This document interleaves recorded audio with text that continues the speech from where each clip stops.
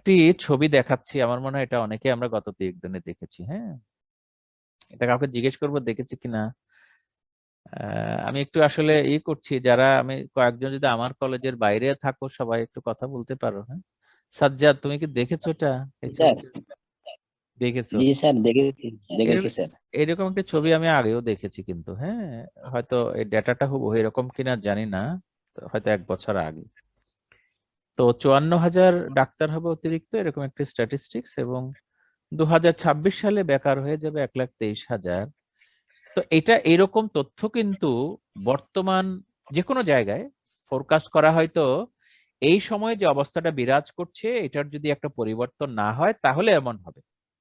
ব্যাপারটা এরকমই তো। এটা কি এমন হবে না যে যে কোনো ভাবেই হোক আমরা 2026 সালে গেলে এমনই ঘটনাগুলো ঘটছে? তো বর্তমান প্রেক্ষিতে এরকম অবস্থা হচ্ছে, তো এটা মাথায় রেখে আমাদের আগানো দরকার। তাহলে এই যে 2026 সালে 1,23,000 বাংলাদেশি ডাক্তার অনেকটা বেকার হবে ধারণা করা হচ্ছে, তার তো 4 বছর আছে। আর এখন হলো 21 সাল পার হয়ে গেল। এটা 2021 সালে হবে, মানে এটা পত্রিকায় আসছে তো। 2020 সালের দিকের কোনো খবরটা পিক আপ করেছি, এটা পরে হয়তো শেয়ার করা হয়েছে। 54,000 ডাক্তার অলরেডি সেই অ্যাজাম্পশনে কিন্তু অতিরিক্ত হয়ে আছে। অতিরিক্ত বলতে কোনো কাজে নাই আর কি, বলতে গেলে কোনো কাজে নাই।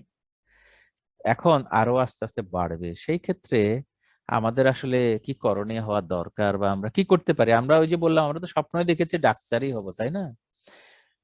এরপরে আমরা প্যারাক্লিনিক্যাল অন্যান্য সাবজেক্টে চলে যাই। আমাদের যদি রোগীদের কথা ভাবি, ওনারা প্রথমে কার কাছে আসেন? ওনারা কিন্তু স্পেশালিস্টের কাছে যেতে পারেন বটে টাকা পয়সা খরচ করে, কিন্তু এরপরেও ডাক্তার হিসাবে একজন গ্রাজুয়েট ডক্টরের কাছেই আসেন। কিছুদিন আগে আমরা জেনেছি যে বিএমডিসির আইন অনুযায়ী ডাক্তার লিখতে পারবেন না যারা গ্রাজুয়েশন করেননি, কিন্তু অনেক বছর ধরেই তো এমবিবিএস পাশ না করে বাংলাদেশে সবাই ডাক্তার বলে সাইনবোর্ড দিয়েছেন। মানুষ তো বুঝতেই পারছিলেন না যে কে পাশ করেছেন করেননি, কিন্তু তবুও পাশ না করলেও কিন্তু তারা বাড়ির পাশের লোক, ডাক দিলেই পাওয়া যায়। কেন, অনেক সময় বিপদে আপদে বুদ্ধি পরামর্শ পাওয়া যায়। আবার ডাক্তারের ফিস গুলো নিয়েও একটু বিতর্ক থাকে, যে ফিস নিয়ে যখন ডাক্তার দেখায় সেটাকে টাকা পয়সা খরচ মনে করা হয়, আর যিনি ফিস ছাড়া পরামর্শ দিয়ে হয়তো ওষুধ বিক্রি করলেন সেটাকে হয়তো ভাবে কেউ আমলে আনেন না। তো যে কোনো ভাবেই এখন পরিস্থিতি একটু হয়তো পরিবর্তন হবে আশা করি। মানুষ কিন্তু প্রথমেই একজন গ্রাজুয়েট ডক্টর, ইভেন যারা তোমরা এখন ইন্টার্ন করছো তারাও জানো, আত্মীয় স্বজন ফোন করেই কোনো পরামর্শ চাইলে কিন্তু কি বলে যে ফোন করে তোমাদেরকে জিজ্ঞেস করে কি করব কি করব, কেমন। তো তো সেই হিসাবে প্রথম স্যার। ডক্টর কিন্তু তোমরাই হবে। স্পেশালিস্টের দেখো না যে স্যারদের ফোন বন্ধ থাকে, রিচ করা যায় না, আত্মীয় স্বজন খুঁজে পায় না। তো এখন আমার ডক্টর হিসাবে, হ্যাঁ তোমাদের প্রশ্ন একটু পরে, আমি আবার তাহলে স্লাইডটা কথা শেষ করে আবার ব্রেক দেবো আর কি। হ্যাঁ, আমাদের কিরকম ডাক্তার হওয়া দরকার? তাহলে সবকিছু নিয়ে পরামর্শ দিতে হবে না, সবকিছু নিয়ে হয়তো স্পেশালিস্ট ওপিনিয়ন দিতে পারবো না। তাহলে আমাদের কিন্তু আমাদের অর্থনৈতিক প্রেক্ষিতে একজন রোগীকে এদিক সেদিক তো পাঠিয়ে দেওয়া যাবে না। এই জন্য জ্যাক অফ অল ট্রেডস হতে হবে, তাই না? এরকম একটা কথা আছে যে jack of all trades but master of none. তো মাস্টার তো কাউকে কাউকে হতে হবে, কিন্তু সবাইকে মাস্টার হতে হবে না, তাই না? এবং সব বিষয়ে মাস্টার হওয়ার দরকার নেই। আমাদের যে আর্থসামাজিক অবস্থা সেখানে কিন্তু জ্যাক অফ অল ট্রেডস হওয়া উচিত, হিসাবে সবকিছুই শেখা উচিত, সবকিছুই শেখা উচিত। হ্যাঁ, আচ্ছা একটু ডক্টর মাহমুদার সাথে কথা বলি। ডক্টর মাহমুদা মনে হয় কিছু বলতে চাচ্ছিল। মাইক দেয়া হলো, ডক্টর মাহমুদা আনমিউট করে কথা বলা যায় নিজেকে। হ্যালো, মাহমুদার কোনো কথা বলতে অসুবিধা হচ্ছে কি? স্যার, ডক্টর মাহমুদা স্যার মাইক্রোফোনে মনে হয় সমস্যা। মাইক্রোফোন অন করতে পারছে না মনে হয়, না তো কানেক্টেড আছে তো, চাইলে পারবে। ডক্টর মাহমুদাকে বলছি ওই যে স্ক্রিনের মধ্যে অডিওটা মিউটেড দেখাচ্ছে, ওটাকে ক্লিক করলে আনমিউট হয়ে যাবে, এমন করে কথা বলতে পারো। হ্যাঁ, ডক্টর মাহমুদা পরে কানেক্টেড হোক, এরপরে আর কারো বিষয় আছে, নাহলে আমি একটু কন্টিনিউ করি। কে জানি বলতে জি স্যার, চাচ্ছিলে কন্টিনিউ। মাঝখানে, মাঝখানে সাজ্জাদ কিছু বলতে চাচ্ছিলে নাকি?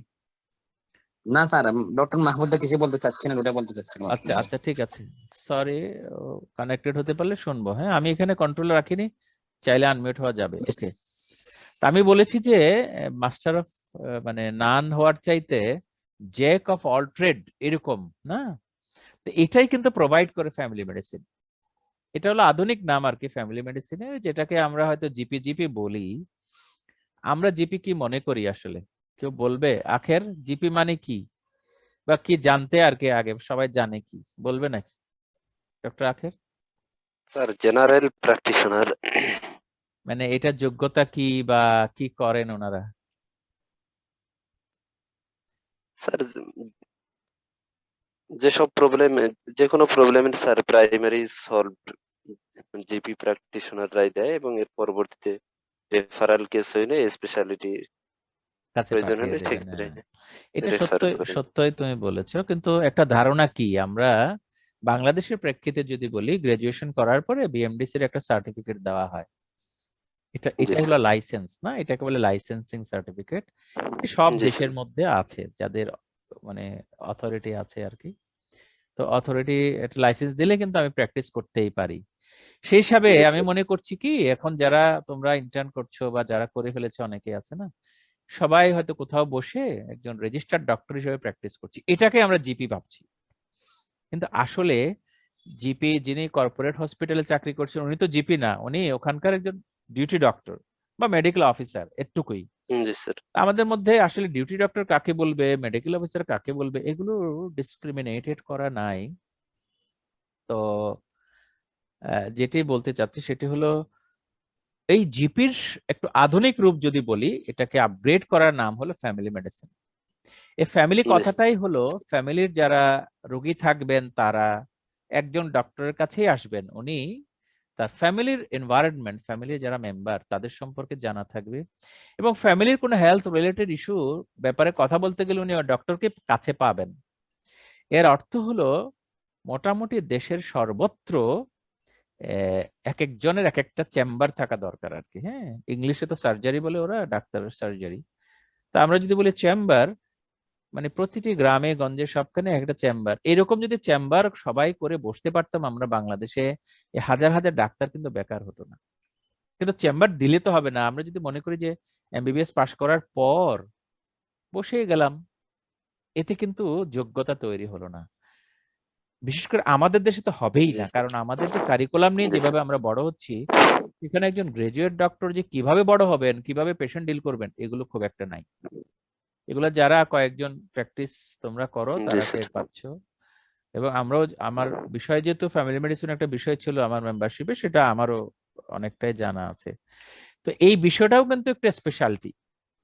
আমরা কার্ডিওলজি, তারপরে অন্যান্য নিউরোলজি, এগুলো যেমন স্পেশালিটি ভেবেছি, একটা অর্গান বেসিসে স্পেশালিটি, কিন্তু how to deal a patient, আমি মনে করেছি যে ফ্যামিলি মেডিসিনের আর্টটা শেখা এটা একটা স্পেশালিটি।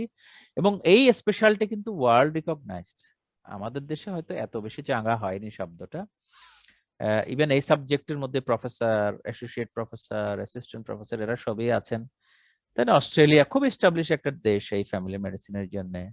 তারপরে আমেরিকান ফ্যামিলি ফিজিশিয়ানস এর একটা অ্যাসোসিয়েশনও আছে। মানে যারা জিপি করেন, ইভেন ইউকে তে যারা জিপি করে, সবাই জানে সবচেয়ে বেশি ইনকাম করে তারা। কারণ পেশেন্ট ওনার মাধ্যমেই বাইরে যাবেন, উনি সবচেয়ে বেশি পেশেন্ট দেখেন, স্পেশালিস্টরা বেশি দেখেন না, কনসালটেন্টরা বেশি দেখেন না। কারণ প্রথম ডাক্তার তো উনি, সিস্টেমটাই তাই। আমাদের দেশে এরকম একটা হওয়া দরকার। এতে করে আমাদের অন্ততপক্ষে জুনিয়র ডাক্তারদের এদিক সেদিক ঘোরাফেরা না করে নিজের জায়গায় বসে একটা স্বাধীন কাজ করা, এবং পোস্ট গ্রাজুয়েশনের জন্য ওখানে বসে বসে তৈরি করা। এই ব্যাপারে আরো আমার বিস্তারিত কথা থাকলেও আমি আর বলতে চাই না। তো এটা তো একটা স্পেশালিটি বললাম। আমি মনে করছি যে আমার ধারণা, আমার চিন্তা থেকে এটা আমি ধারণা করে নিয়েছি, এটাকে পেশেন্ট স্পেশালিস্ট বলার মতো একটা ব্যাপার বলে মনে হয়, যে পেশেন্টের যে প্রবলেম, এটি আমি কিভাবে ডিল করছি, কিভাবে পরামর্শ দিচ্ছি, এটা আমাকে যোগ্য হতে হয়। খালি প্রেসক্রিপশন একটা দিয়ে ছাপিয়ে ওষুধ একটা লিখে দিয়ে ওষুধগুলো খান বলা না। এজন্য একজন ফ্যামিলি ফিজিশিয়ানকে সার্জারি কিছু জানতে হয়, গাইনিকোলজি জানতে হয়, অবস্ট্রাকটিক্স জানতে হয়, তাই না? আর আমরা যারা জেনারেল ফিজিশিয়ান হব ভাবছি, যারা এমবিবিএস পাশ করে আসলাম, তারা যদি একটু পিছনের দিকে ভাবি, আমি কয়দিন গাইনিকোলজি ওয়ার্ডে কাজ করেছি, কয়দিন অবস্টেট্রিক্সে গিয়েছি, ইভেন নর্মাল ডেলিভারি পর্যন্ত দেখি না, আমি তো ডাক্তার হয়ে গেলাম। একটা প্রেগন্যান্সি অ্যান্টিনেটাল চেকআপে যদি আসেন ফার্স্ট ট্রাইমেস্টারে, কি করণীয় তাও তো আমি জানি না। একজন বাংলাদেশে প্রায় মোর দেন 50% হয়তো এখন ফিমেল, তার মধ্যে একটা বড় অংশ রিপ্রোডাক্টিভ এজে। এখন সবাই কন্ট্রাসেপটিভ ইউজ করেন, পিল খান। কেউ যদি পিল নিয়েও পরামর্শ নিতে আসেন, গ্রাজুয়েট ডক্টর কেন, ফ্রেশ, ইভেন কনসালটেন্ট যারা প্র্যাকটিস করে তারাই মনে কিছু বলতে পারবেন না। হয়তো অবস গাইনি তারা বলবেন, কিন্তু অন্যরা মেডিসিন বা অন্যরা বলতে পারবেন না। তো স্পেশালিস্ট বলতে না পারা দোষের হবে না, কারণ তারা তো ওই সাবজেক্টের ওই অর্গানের স্পেশালিস্ট, এগুলো হয়তো মনে নাই। কিন্তু যারা জিপি হবেন তাদেরকে কিন্তু জানতে হবে এটা। সেটাই জন্য বলেছি যে মানে জ্যাক অফ অল ট্রেড আর কি। হ্যাঁ, আচ্ছা। এখন সরি, ডক্টর মাহমুদ মানে কথা বলতে পারছেন না এখানে। ওনার প্রশ্নটা বোধহয় আমরা সবাই, মাহমুদার প্রশ্ন সবাই পড়ে ফেলেছি। একটু ইংলিশ গুলো বাংলায় পড়তে হচ্ছে, তাই না? আমি একটু পড়ি। সবাই ডিগ্রি নেয় যেমন হচ্ছে এফসিপিএস, তারপরে কারো কাছে ভালো পেশেন্ট ফ্লো হয়, কিন্তু কারো কাছে পেশেন্ট যেতে চান না। এটা সম্পর্কে কিছু বললে ভালো। আচ্ছা আচ্ছা, ইয়েস, এটাই বলতে চাচ্ছি। পেশেন্ট যাওয়া না যাওয়া তো নির্ভর করে অনেকগুলো বিষয়ের উপরে। কতগুলো ভালো বিষয় আছে, কতগুলো বলতে গেলে খারাপ বিষয় আছে। আমি যদি খারাপটাই বলি, বাংলা ভাষায় যে দালাল বলে, কেমন? এই দালাল কিন্তু আনফরচুনেটলি হসপিটাল বা চেম্বার কেন্দ্রিক হয়ে আছে। মানে অটোমেটিক একটা সিস্টেমের মধ্যে দালালের খপ্পরে রোগীরা পড়েন। এবং অনেকেই যারা প্র্যাকটিস করছেন, দুঃখজনক ভাবে হলে হয়তো এরকম খপ্পরে জেনে হোক না জেনে হোক কিন্তু লেগে আছেন, নিজের প্র্যাকটিসটা বাড়ানোর কথা ভেবে হয়তো করেছেন। কিন্তু ফাইনালি রোগী বাড়ানোর বা বেশি হওয়ার কনসালটেশনের যে স্কিলটা থাকে, এটা ইমপ্রুভ করা থাকলে রোগী কিন্তু বেড়েই যাবেন, তাই না? আর রেগুলার চেম্বারে বসা একটা ব্যাপার যে, মানে আমি একটু আগে বললাম, ইভেন যারা ডাক্তার হননি তাদেরকে কেন পছন্দ করেন? তাদেরকে ডাকলেই পাওয়া যায়, দিনে রাতে 24 ঘন্টা পাওয়া যায়, বাকিদের তো এভাবে পাওয়া যায় না। কারণ বাকিরা হয়তো চেম্বার করেন একটা সময়, তারপর অফিস করেন, মিটিং করেন, ওনারা তো তা কিছু করেন না, যারা ওষুধ দোকান দিয়ে বসছেন। এই জন্য তারা পেয়ে যান। একইভাবে যারা স্পেশালিস্টই হবেন, তারা কিন্তু একটা জায়গায় রোগীদের কাছে সহজলভ্য হতে হবে। টাকা পয়সা একটা ব্যাপার, আর্থিক ব্যাপার, মানুষ তো টাকা দিয়ে অনেক কিছুই করে, পরীক্ষাও করে। হয়তো ডাক্তারি ফিস দেওয়ার সময় একটু মানসিক দিক দিয়ে অন্যরকম আচরণ করে, কিন্তু সবাই তো খরচ দিয়ে আসে। এবং দেখা যায় যে, আমার ছোট্ট অভিজ্ঞতা থেকে, যারা বেশি পয়সাওয়ালা তারাই বেশি পয়সা দিতে চান না দেখা যায়, কিন্তু যারা একটু কম পয়সাওয়ালা তারা ডাক্তারি ফিসটা খুব যত্ন সহকারে তৈরি করে নিয়ে এসেই দেন। এটা অভিজ্ঞতা কিন্তু তাও বলে। কাজেই আমাকে যদি যে কথাগুলো বলতে চেয়েছি, এটাই মূল কথা ডক্টর মাহমুদার উত্তরে, সেটি হলো যে পেশেন্ট ডিলিংসটা শেখা উচিত। কেমন? এটা আমাদের অবশ্যই ল্যাকিং আছে আর কি। হ্যাঁ, ডক্টর মাহমুদা যদি মাইক নিয়ে কথা বলতে পারতে আরো ভালো ইন্টারেক্ট করা যেত। যাই হোক, আমি আবার একটু শিফট করে যাই। এই যে ডক্টর উইলিয়াম অসলার, হ্যাঁ, আমাদেরই, আমরা যে অসলার নোট পড়েছি না, infective endocarditis, he was a great medical educationist. ওনার অনেকগুলো সুন্দর সুন্দর কোটের মধ্যে এই কোটটা আমি নিয়েছি যে, গুড ফিজিশিয়ান অবশ্যই যিনি ডিজিজকে ট্রিট করেন, কিন্তু গ্রেট ফিজিশিয়ান হতে গেলে পেশেন্টকে ট্রিট করতে হবে, তাই না?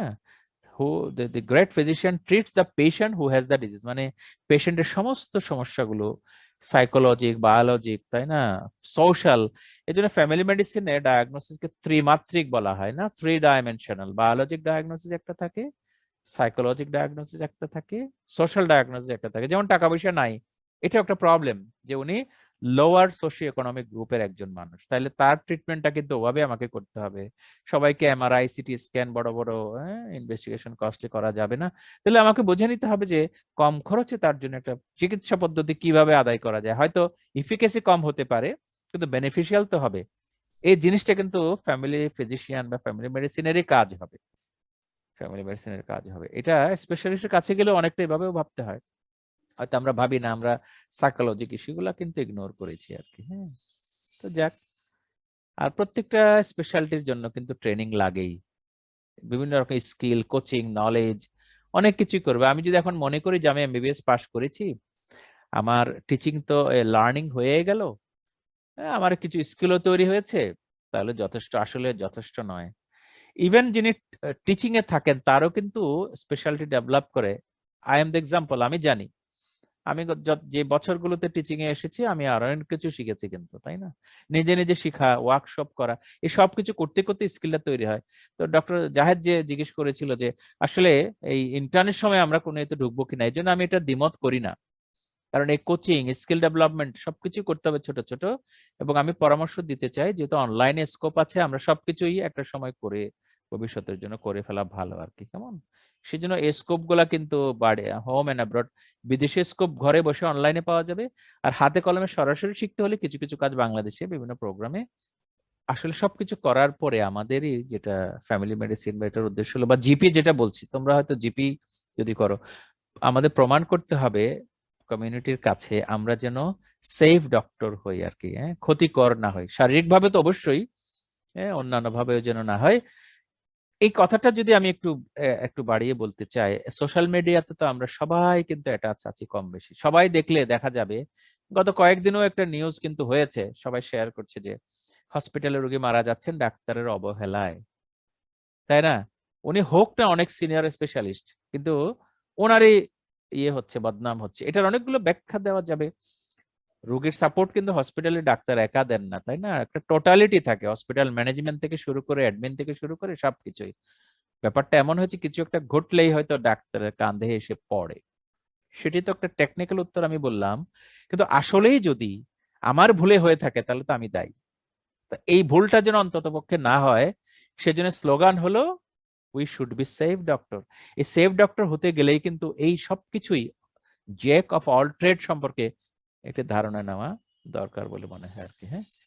তো আমাদের প্রায় শেষ, আমরা আশা জাগিয়ে রাখবো আর কি, হ্যাঁ, যে